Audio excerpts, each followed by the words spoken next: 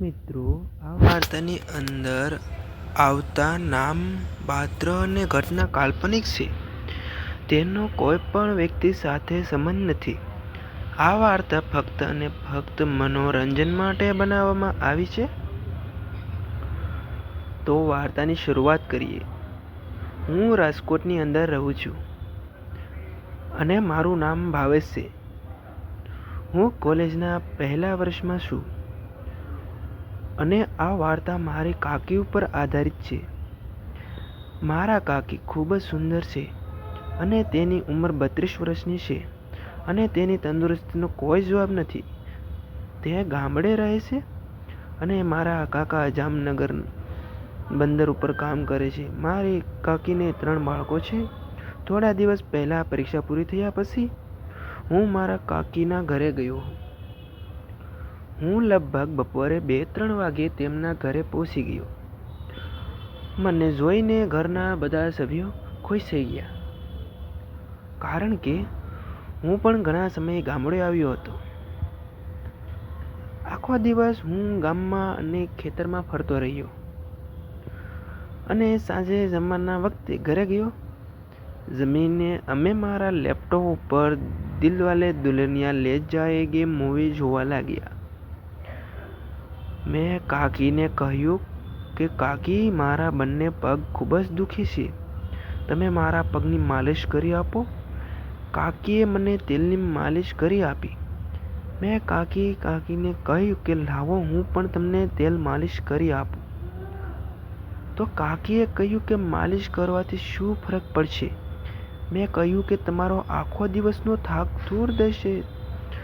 અને હું તેલને માલિશ કરવા લાગ્યો. માલિશ કરતાં કરતાં મારું નાનું આંતરડું કાકીને અડવા લાગ્યું.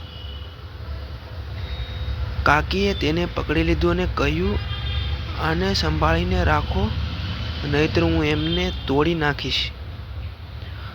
પછી હું માલિશ કરીને સૂઈ ગયો.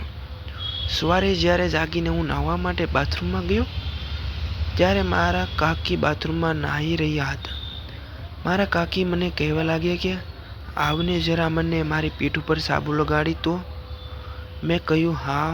હું જ્યારે અંદર ગયો ત્યાંનો નજારો જોઈને મને લાગ્યું કે હું ઇન્દ્રલોકમાં પહોંચી ગયો છું.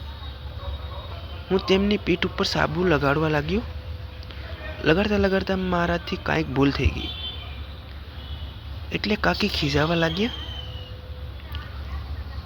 અને હું પણ ગુસ્સામાં ઊભો થઈને ત્યાં જવા લાગ્યો તો મારી લુંગી નીચે પડી ગઈ.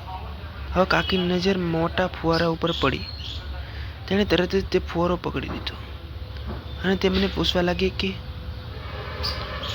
મોટા, તું આ બધું ક્યારથી કરી રહ્યો છે? તો મેં કાકીને કહ્યું કે હું આ કોલેજ 2 વર્ષથી કરી રહ્યો છું.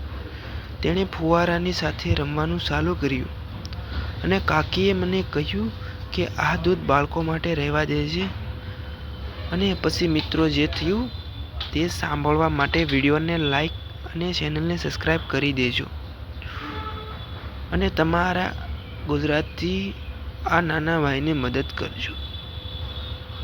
પછી મળીશું એક નવા વિડીયોમાં. ત્યાં સુધી આવજો. Tata, bye bye. મળીશું એક ઓર અથવા નવા વિડીયોમાં. ઓર ચેનલને સબસ્ક્રાઈબ કરવાનું ભૂલતા નહીં અને શેર કરી દેજો વિડીયો પોતાના મિત્રોને.